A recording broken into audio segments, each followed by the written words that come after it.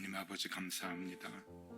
오늘도 우리를 깨우시고 주님의 전에 모여 예배하고 기도하고 또 교제하게 하시는 그 은혜를 감사드립니다. 반복되는 하루이지만 어제보다 더 감사하게 하시고 어제보다 더 보람된 하루가 되게 하여 주옵소서. 아직도 기온이 차고 우리의 몸과 마음은 웅크러지기 쉬운 겨울의 끝자락이지만 주님 만나고 싶어서, 주님 음성 듣고 싶어서 일상을 잠시 멈추고 이렇게 주님 앞에 나왔습니다. 이 말씀의 자리, 기도의 자리에 나온 주의 자녀들 주님 마음껏 칭찬하여 주시고 오늘도 일용한 양식으로 그리고 주님과의 깊은 대화로 참 쉼과 위로를 얻는 시간이 되게 하여 주시옵소서. 주님, 오늘은 우리가 새 예배당에 들어가기 하루 전날입니다. 이제 내일 새로운 예배의 장소에서 첫 예배를 드립니다. 지난 2년간 우리가 기도하고 준비한 일들의 그 귀한 결실을 보는 날이고 우리 주님의 인도하심의 결과를 우리의 눈으로 확인하는 귀한 날입니다.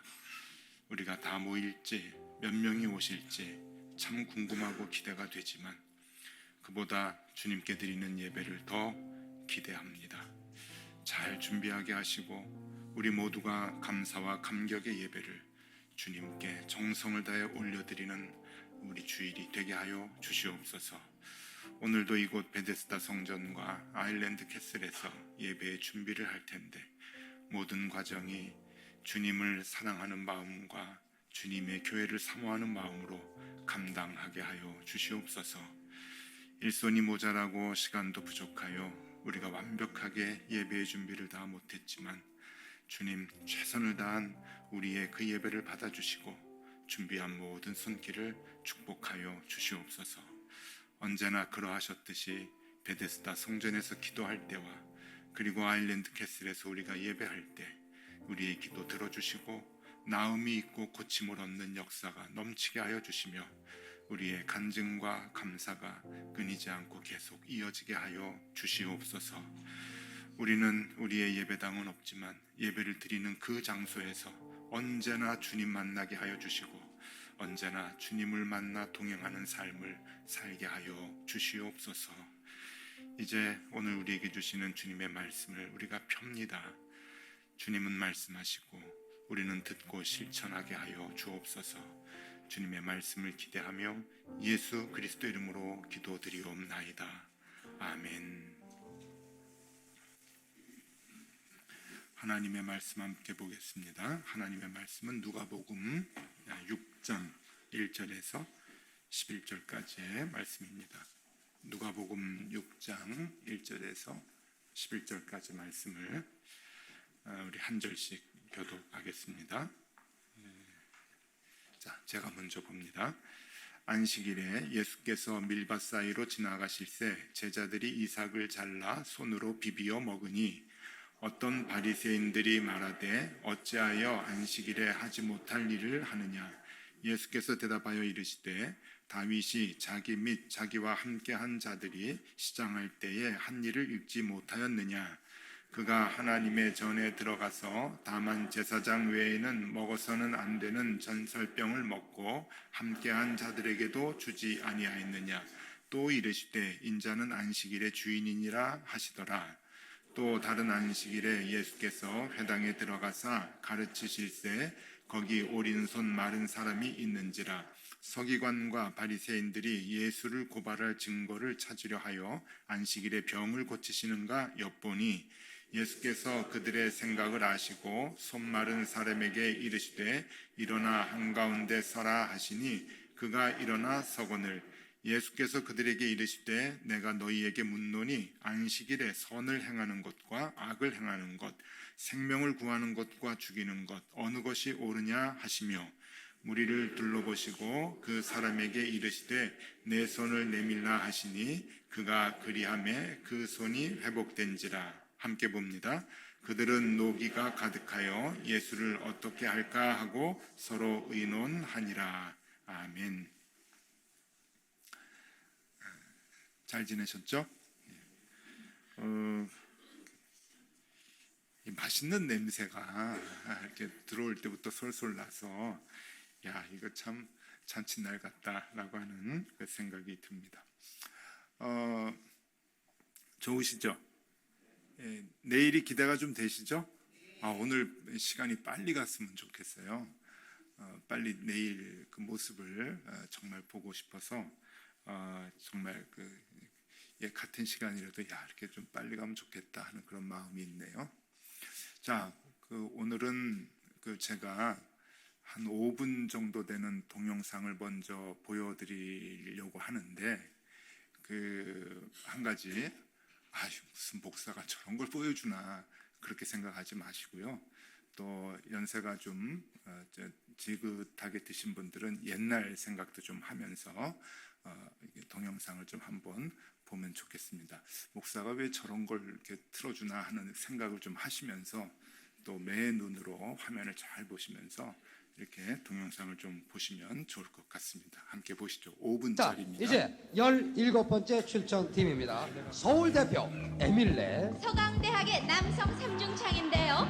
제1회 서강가요제에서 그랑프리를 차지한 바 있는 실력파들입니다. 김병조 씨. 네, 얘기 좀 나누실까요? 네, 올려다보게 돼서 죄송합니다. 지금 전국에 생방송으로 중계가 되고 있는데 혹시 이런 기회를 통해서 말씀하시고 싶은 거 계시면 한마디 하세요. 한마디. 누구에게요? 저희들 그 대학가요제 나간다고 예. 헌신적으로 뒷바라지해준 여자친구가 있는데 여자친구가 그 친구에게 상금을 타면 선물을 해주기로 했어요. 상금을 타면 선물을 주기로. 그래서 감사의 말을 꼭 전하고 싶어요. 감사의 말을 한마디. 명희야, 우리 선물 얘기는 없었던 걸로 하자. 다시 한번 해보세요. 그 톤으로. 명희야, 우리 없었던 일로 하자. 얘들아 노래나 듣자. 참가번호 17번 서울 대표 에밀레의 노래입니다. 참가곡 박희근, 김광엽 작사 작곡 그대 떠난 빈들에 서서.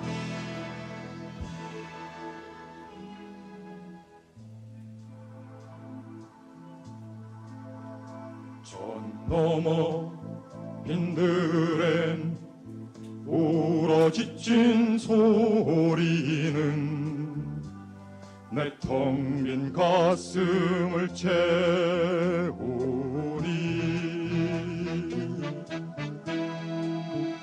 어느 하늘 밑 먼 손길 있어 그 소리 조용히 할래까. 나는 한 마리 나르는 새가 되어 그대 곁으로 날아가리라. 나는 한 마리 나르는 새가 되어 그대 곁으로 날아가리라. 그대 가슴 속에 흐르는 눈물 가득한 곳으로 이 바람 가슴으로 날리며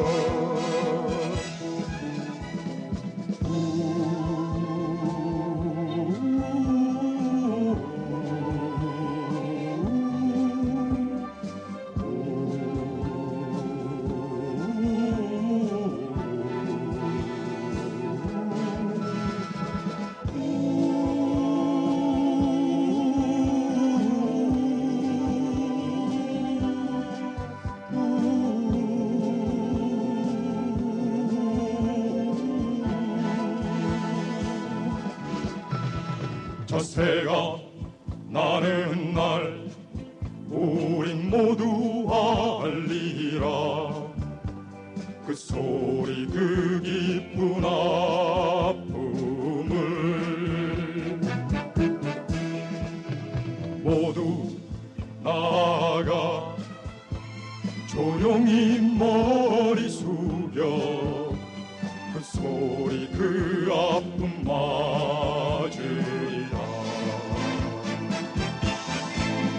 나는 한 마리 나르는 새가 되어 그대 곁으로 날아가리라. 나는 한 마리 나르는 새가 되어 그대 곁으로 날아가리라. 그대 창밖에 슬픔을 따라가 내 꿈 깊은 곳에 심어두리라.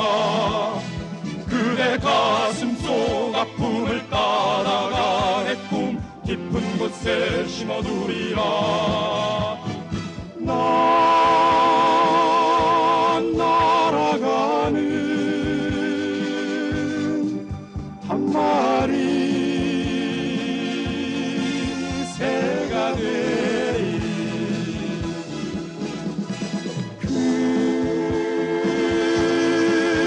그대 가슴 속 한 마리 작은 새 되리라.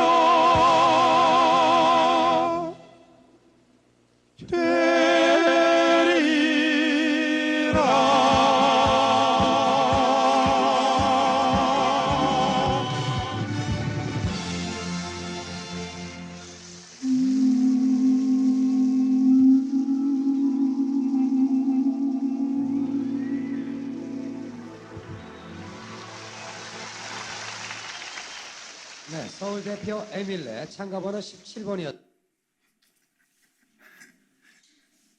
재밌으셨어요?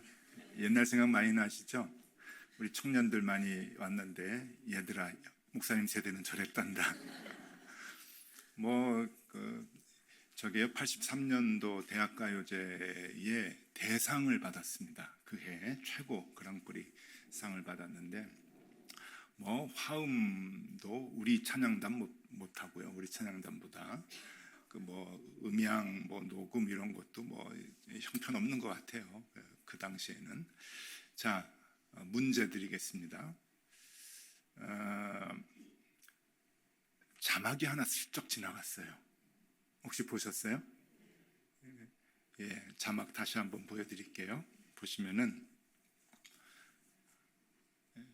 2000년 전 나사렛 마을에 살던 한 선지자의 모습을 그려보았다.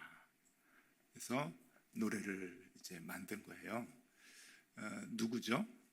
예수님에 대한 이야기를 이 청년 셋이 이제 노래로 부른 건데 가사를 한번 좀 띄워드려 볼게요. 가사를 보시면은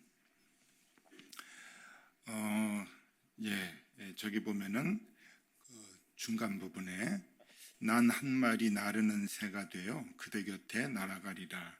그대 가슴 속에 흐르는 눈물 가득한 곳으로. 이 가사가 참 이렇게 마음에 와닿아요. 내가 이제 새가 돼서 날아가는데 누구에게 날아가느냐? 눈물이 가득 흐르는 그곳으로 내가 가겠다라고 하는 그 이제 나사렛 예수님의 그 마음을 이제 그린 거예요. 그리고 맨 뒷부분 이제 후렴에 보면은 그대 창밖에 슬픔을 따다가 내 꿈 깊은 곳에 심어두리라. 그대 가슴 속 아픔을 따다가 내 꿈 깊은 곳에 심어두리라. 이 가사가 참 좋다고 생각을 하는데 예수님 입장에서 한번 생각해 보세요. 아파하고 슬퍼하는 사람들의 그 소망 없고 절망적인 그 마음을 예수님이 당신의 깊은 그 꿈 속에 당신의 그 계획과 그 꿈, 그 드림이겠죠. 이거는 그 속에 그 영혼을, 그 사람의 삶을, 절망적인 삶을 마음에 두겠다.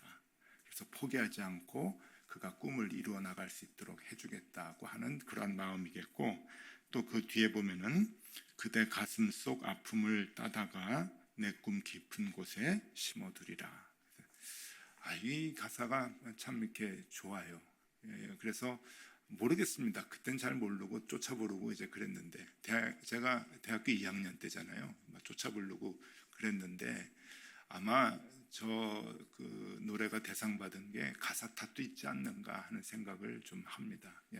가사가 아주 깊어서 나중에 알게 됐어요. 나중에 참 좋다 하는 생각이 들었는데 제가 목사가 되고 다시 이 노래들을 이제 아주 가끔 이제 들어보면은 성경의 말씀을 그대로 잘 풀었구나. 예수님의 정말 상처받은 사람들, 절망적이고 마음 아파하는 사람들, 그리고 눈물 흘리는 사람들을 향한 그 예수님의 마음이 그대로 이렇게 가사에 녹아져 있구나 하는 그런 그 생각을 합니다. 오늘 그냥 이 가사 하나만 우리가 좀 마음에 두면은 그냥 성경 공부 다 되지 않았나 하는 생각이 좀 들어요. 우리 이번 주에 매일 주심 기도에 쭉 말씀을 우리가 봤는데 병자들이 많이 나오잖아요. 병자를 고치시고 그리고 귀신 들린 자를 이렇게 고치시는 예수님, 그러니까 치유하시는 예수님의 말씀이 계속 나옵니다. 조금 더 정확하게 얘기하면은 4장과 5장이 계속 그 치유하시는 말씀이 나오잖아요. 4장에 귀신 들린 자를 치유하셨고 많은 병자를 치유하시는 내용이 나오고, 또 5장에 나병 환자를 치유하시고 그리고 중풍병자를 고치시는 모습이 어제까지 이렇게 나왔단 말이에요. 그리고 이제 6장에 안식일에 이제 그 배고픈 자들, 그러니까 그 제자들이 배가 고파서 이제 안식일에 먹는 것과 그리고 손 마른 자의 병을 고쳐주는 그 내용이 이제 나오게 됩니다. 자, 일단 한번 좀 생각을 해보면은 왜 그 당시에 이렇게 환자들이 많았을까? 근데 환자들이 많았을 수밖에 없는 시대와 환경이었어요. 정치적으로는 억눌려 있고 경제적으로는 다 착취를 당해서 내가 먹을 것조차 없는 그러한 그 어려운 상황에 놓여 있었던 사람들, 그것도 예루살렘이 아니라 변방 저 갈릴리의 시골 사람들은 더 심했겠죠. 착취를 당하고 빼앗겨도 아무 곳에 호소할 것이 없었던 그러한 그 사람들. 그러면 이제 배가 고파요. 그리고 병이 나면은 치료받을 수 있는 기회가 전혀 없죠. 그러면 병을 키우게 되고, 그리고 정신적으로 육체적으로 병이 나고 환경이 어렵게 되면은 여러분 그게 꼭 정신적으로 이어집니다. 그거 이제 최근에나 발견을 했죠. 그래서 정신적으로 많이 이제 아픈 사람들은 그 환경, 그 모든 그 여건들을 우리가 좀 보잖아요. 그래서 요즘에는 이해가 좀 많이 있는데 옛날에는 그냥 귀신 들렸다. 근데 요즘 시각으로 보면 그게 귀신이 아니잖아요. 그게 육체가 아프고 배가 고프고 살기가 어렵고 하니까 정신적으로 우울증에 걸리고 너무너무 힘들어하는 그런 그 상황들에 이제 빠지게 되고 그런 사람들이 많았다라고 하는 건데, 예수님이 이 땅에서 어떤 사람들에게 관심을 가졌는가 하는 것을 보여주는 말씀이에요.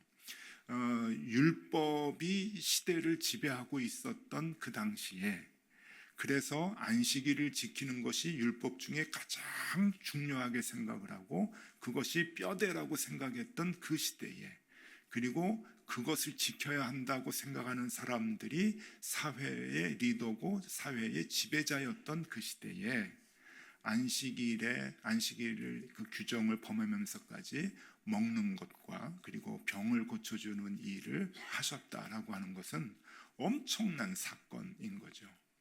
그런데 예수님께서는 우리에게 중요한 것을 이제 교훈을 주십니다. 그게 뭔가 하면은 9절 말씀인데요. 오늘 이 9절 말씀 하나만 보면은 예수님의 가르침을 우리가 다 알겠다 생각이 듭니다. 9절 말씀 같이 읽어볼까요? 9절. 예수께서 그들에게 이르시되 내가 너희에게 묻노니 안식일에 선을 행하는 것과 악을 행하는 것, 생명을 구하는 것과 죽이는 것 어느 것이 옳으냐 하시며. 예. 자, 이게 지금 그 어떤 문제인가 하면은 두 가지 그 생각의 지금 대결입니다. 하나는 가장 간절한 문제를 해결해 주는 것과 또 하나는 안식일의 율법을 지키는 것. 그러니까 율법을 지키는 문제. 이 두 개의 이제 그 대결인 거죠. 안식일의 율법으로 안식일을 지키는 것 가장 중요한 거죠. 그러니까 율법을 대표하는 겁니다. 안식일을 지키는 것. 그리고 또 하나는 사람들의 어려운 문제를 해결해 주는 것. 이것이 같은 저울에 이제 있겠다. 그러면은 이 무게가 어느 쪽이 더 중요한가라고 하는 것을 예수님께서 이제 얘기해 주시는 거예요. 당연히 그때 당시의 사람들은 안식일에는 아무것도 하면 안 되는 거예요. 남을 도와줘도 안 되는 거고 먹어도 안 되는 거고, 그러니까 이 무게중심이 율법이고, 그리고 율법 중에 가장 중요한 안식일을 지키는 거였죠. 그런데 예수님께서는 이제 그거를 이제 뒤집으시는 거예요. 그러면서 선과 악에 대한 개념을 얘기를 해 주십니다. 선악에 대한 개념을 그냥 안식일에도 사람이 살아야 되니까 먹어라, 안식일도 사람 고쳐줘야 되니까 내가 고치는 거 아니냐, 그렇게 얘기하시지 않고 이것을 선과 악으로 얘기를 하셔요. 얼마나 이게 중요했으면은 굉장히 강렬하게 선과 악이다. 9절 한 번 더 제가 읽어드리겠습니다. 9절, 예수께서 그들에게 이르시되 내가 너희에게 묻노니 안식일에 선을 행하는 것과 악을 행하는 것, 생명을 구하는 것과 죽이는 것 어느 것이 옳으냐. 선과 악에 대한 그 분명한 얘기를 하시면서 구분을 우리에게 이제 해 주시는데, 여기에서 중요한 게 있어요. 중요한 게 선과 악을 구분 짓는데 율법에 대한 기준을 얘기하지 않으신다는 거예요. 그러니까 율법을 지키면 선이고 율법을 안 지키면 악이다라고 생각했던 그 시대에 율법이 선과 악의 기준에 들어가질 않아요. 그러면서 선과 악에 대한 기준을 뭐라고 얘기를 하시는가 하면은 사람들의 문제를 해결해 주는 것, 사람들의 간절한 문제, 먹는 문제라든지 병 들려서 이제 병을 고쳐야 되는 그런 그 문제, 생명과 관계된 거잖아요. 그 문제들을 해결해 주기 위해서 관심을 갖는 것이 선이다. 선, 그게 선이다라고 말씀하시고, 그럼 악은 뭐냐? 율법을 지키는 것이 악이냐? 그런 얘기도 안 하셨어요. 악이 뭔가 하면은 사람들의 가장 필요로 하는 그 아픔, 가장 필요로 하는 그 니드, 그것들을 해결해 주기 위해서 우리가 관심을 가져야 되는데, 관심을 갖는 것이 선인 반면에 그것을 외면하는 것이 악이라고 하는 거예요. 분명하게 얘기해 주죠. 외면, 모르는 척하고 외면하는 것은 그것은 악이다. 그래서 여기에 대한 그 정리 표를 하나 좀 만들어 봤는데 한번 보시죠. 선이 뭐냐? 사람의 간절한 문제를 해결해 주는 것. 내 주변에, 우리 사회에 힘든 사람들이 있어요. 배고픈 사람들이 있고 병든 사람들이 있고, 아까 에밀레의 그 노래와도 같이 눈물이 있는 그 자리들이 있어요. 그것들을 해결해 주기 위해서 관심을 갖는 것, 해결해 주기 위해서 내가 어떤 액션을 취하는 것, 해결해 주기 위해서 내 삶을 투자하는 것. 여러분, 이게 선입니다. 선. 예수님 분명히 얘기하세요. 선. 그럼 악은 뭐냐? 악은 사람의 간절한 문제를 외면하는 것. 이게 악이다. 조금 우리가 그동안 교회에서 느슨하게 배운 것이 있어요. 느슨하게. 하나님과 함께하면 선이고 하나님과 멀면 악이다. 그냥 그렇게 이제 배웠는데 그게 잘못된 건 아니에요. 근데 하나님과 함께하면은 저 선과 악의 개념이 분명하게 우리의 삶에서 드러나야 되는 거죠. 이게 그러니까 연결되어 있는 거예요. 근데 우리는 그냥 나와 하나님과의 관계만 가깝고 내가 하나님만 늘 생각하면은 그냥 선이다. 그리고 사는 거는 그냥 남들 생각 안 하고 관계없이 살아도 하나님과만 가까워지면 괜찮다고 이렇게 느슨하게 배웠는데, 여러분, 복음은 그것이 아닙니다. 오늘 주님께서 우리에게 분명하게 말씀을 하시는 거예요. 그래서 여러분, 우리가 살아가는 동안에 선과 악에 대한 개념을 분명하게 가지시고 우리가 이 땅에서 선하게 살기 위한 노력과 애씀이 끊임없이 일어나야 됩니다. 어떤 사람은 태어날 때부터 남들에 대한 긍휼한 마음이 있어서 사회복지사도 되고 그리고 또 어려운 곳에서 일하는 헌신자도 되고 이제 그래요. 또 어떤 사람은 자기 돈 열심히 벌고 열심히 여행 다니고 살고 뭐 그런 사람들도 있어요. 근데 아유, 그거는 뭐 직업적이고 관심이 있기 때문에 그런 것 아닐까요? 더 그런 마음에 관심이 있으면 그렇게 살아가는 거고 그렇게 생각할 수가 있는데 그렇지가 않다는 거예요.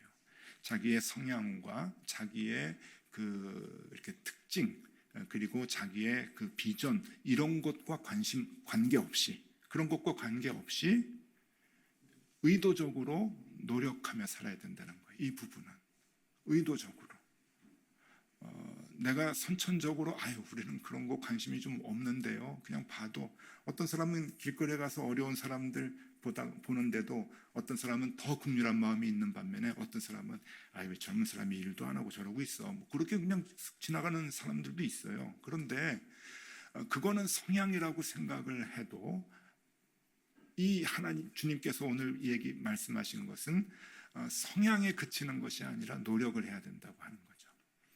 내가 더 노력을 해서 더 열린 마음을 가지고 긍휼한 마음을 가지고 공감하고 도와주고 문제를 해결해 주려고 애를 써야 된다. 왜? 그게 선이기 때문에 그래요. 하나님의 사람들이 해야 하는 이 일이 그게 선이기 때문에. 그래서 여러분 아까 가사 너무 좋았는데 그대 창밖에 슬픔을 떠다가 내 꿈 깊은 곳에 심어두리라. 이게 주님의 마음이잖아요. 그대 가슴 속 아픔을 따다가 내 꿈 깊은 곳에 심어두리라. 우리 주변에 답이 없는 사람들이 있어요. 우리가 생각할 때 뭐 도와줘도 헛것이다 이렇게 생각하는 사람들도 있고 왜 저렇게 산 후 그런 사람들도 있고 또 굉장히 힘들어하고 아파하는 사람들도 있어요. 도와줘도 안 될 것 같은 그러한 그분들도 계시죠. 그런데 그분들의 상황과 그분들의 마음을 내 마음속에 품어라. 내 꿈 가운데 그들의 자리가 있게 해라 라고 하는 것이 주님의 가르침이다 라고 하는 것을 오늘 우리가 마음에 새기면 참 좋겠다 생각을 합니다. 이게 뭔가 하면은요, 이게 이제 이어져요. 지금 누가복음 우리가 6장을 공부하는데 누가복음 10장에 가면은 누가만 쓴 이야기가 있어요. 선한 사마리아 사람. 똑같아요. 선한 사마리아 사람을 보면은 그 선한 사마리아 사람은 선이잖아요. 그죠? 선한 사마리아 사람. 선이 뭐냐? 적극적으로 돕는 거예요. 생명을 살리기 위해서 적극적으로 돕는 거. 그게 말 그대로 선한 사마리아 사람. 그러니까 착한 사마리아 사람이 아니에요. 선한 사람. 주님께서 선한 것을 누가는 그렇게 이제 얘기를 하는 거죠. 똑같은 기준을 가지고 복음서에 계속 써주고 있습니다. 선한 사마리아 사람 그림을 하나 좀 보여드릴게요. 보시면은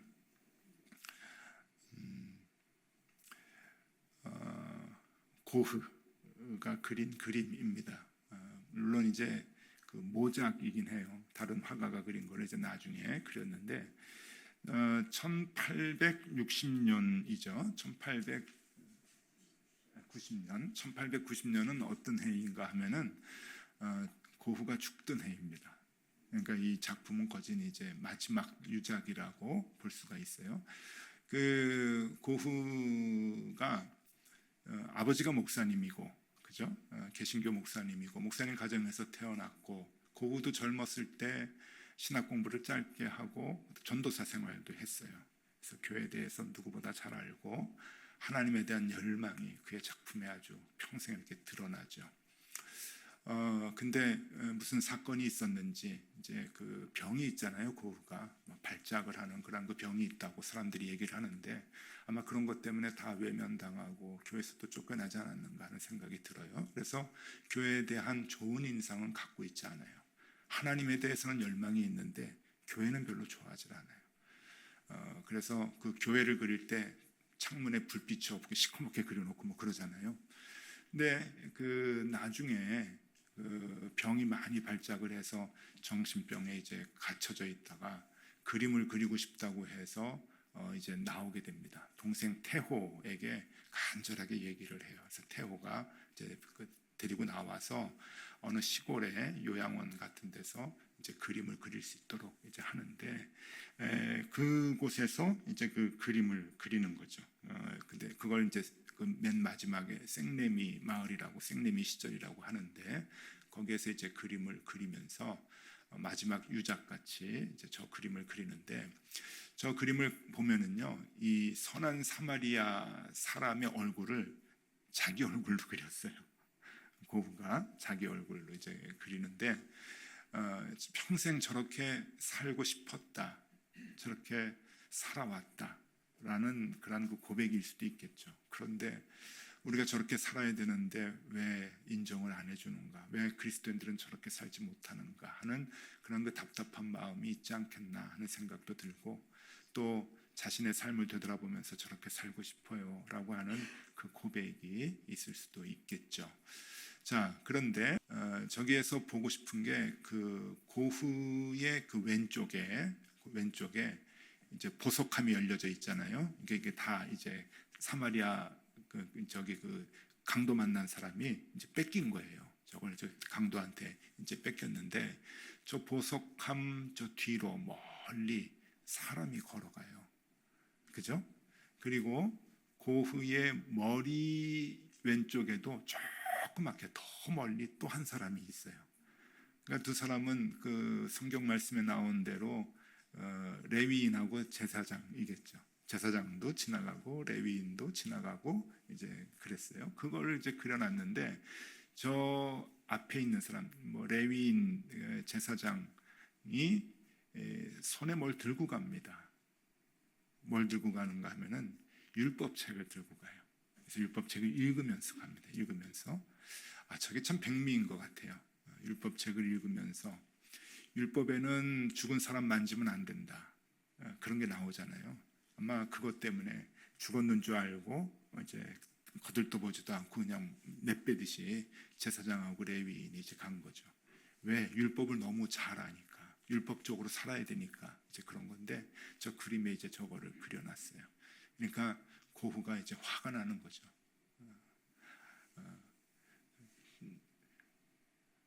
오늘날 교회가 무엇인가, 그 당시 시각으로 봤을 때 그리스도인들이 왜 이 모양인가 하는 그 마음을 갖고 그린 그림이 아닐까 하는 생각을 합니다. 네, 예수님께서 안식일에, 같은 날은 아닌 것 같아요. 6절에 보니까 또 다른 안식일에, 그랬으니까 계속 안식일에 사람들이 시비를 거는 거예요. 뭘 하나 보다가 제자들이 뭘 먹으면은 넌 안식일을 범한 것이다. 또 회당에서 병자들을 고치면은 너는 범한 것이다. 죽이려고 이제 닥달을 하고 달려드는 거겠죠. 그때 예수님께서 교훈을 주십니다. 선과 악의 개념을 제대로 알아야 된다. 선이 뭐냐? 가장 힘들고 어려운 사람들, 눈물 흘리는 사람들, 그 사람들의 문제와 필요를 외면하지 않는 것, 그것이 선. 그리고 악은 그것을 외면하는 것. 여기에 율법은 들어가지 않아요. 율법을 지키면 악이고 율법을 무시하면 선이고, 그런 얘기가 아닙니다. 율법 소중해요. 율법도 지켜나가야죠. 교회의 전통, 여러분 그거 소중합니다. 그런데 그 정신이 무엇이냐 하는 걸 얘기해 주는 거예요. 그래서 우리가 높은 뜻 독서교회 교인들이 어느 곳에 있든지, 뭐 예배당에 있든지 아니면은 각각의 처소에 있든지, 이 선악의 기준을 확실히 갖고 살아가면 좋겠다. 그리고 우리 교회도 그래요. 우리 교회 이제 내일부터 이제 또 새로운 역사가 쓰여지잖아요. 7년, 8년밖에 안 됐지만 또 역사라 그러네요. 이곳에서 1부 예배 드리고, 또 아일랜드 캐슬에서 2부, 3부 예배 드리면서 새로운 이제 또 시작이 되는데, 우리가 무슨 마음을 계속 잃지 말아야 되는가? 선과 악에 대한 마음이에요. 선과. 높은 뜻 덕서교회가 주님 오실 때까지 선한 교회가 되면 좋겠다. 그럼 그 선이 무엇이냐? 주님께서 원하시는 그 일, 아프고 힘든 자들, 눈물 흘리는 자들, 절망적인 사람들, 그곳을 우리가 외면하지 않는 것, 그리고 함께 품어주는 것, 함께 동행하는 것, 그 마음을 갖고 가는 우리 높은 뜻 독서교회가 되면 참 좋겠다 생각을 합니다. 여러분, 쉽지는 않습니다. 왜냐하면 나의 것을 희생해야 되기 때문에 그래요. 일단 내 시간 희생해야 되잖아요. 그리고 그렇죠? 그리고 내가 가진 것 나눠야 되는 거예요. 근데 주님은 얘기하셔요. 그렇게 해야 된다. 그리고 그렇게 살아야 된다. 여러분 오늘 이제 기도하실 때 우리 주님 앞에서 그 결단하면 좀 좋겠습니다. 그냥 내 기도 제목만 갖고 주구장창 그냥 주세요, 해결해 주세요 그러지만 마시고, 하나님 내가 조금 더 내 시간을 좀 잘라내겠습니다. 조금 더 내가 가지고 있는 건 넉넉하지 않지만 그 가운데서 조금 더 어려운 사람들을 위해서 떼어놓겠습니다. 그리고 이 사회의 아픔과 슬픔에 대해서 관심을 외면하지 않고 관심을 갖겠습니다. 그렇게 주님 오시는 날까지 주님 뜻에 따라 살겠습니다. 그 마음으로 오늘 기도하시면 좋을 것 같습니다. 자, 우리 찬양하고 기도하겠는데 소원입니다. 소원. 우리 높은 뜻 교회의 교회 노래 같기도 합니다. 맨 끝에 높은 길로 가기 원하네, 그런 가사가 있어서 네.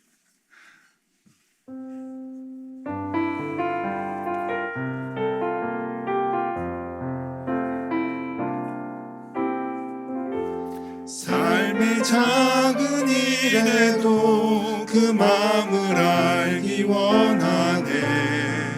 그 길, 그 좁은 길로 가기 원해. 나의 작음을 알고 그분의 크심을 알며 소망, 그 깊은 길로 가길 원하네.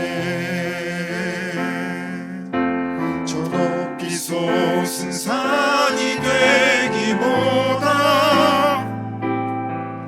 여기 오름직한 동산이 되길, 내 가는 길만 비추기보다는 누군가의 길을 비춰준다면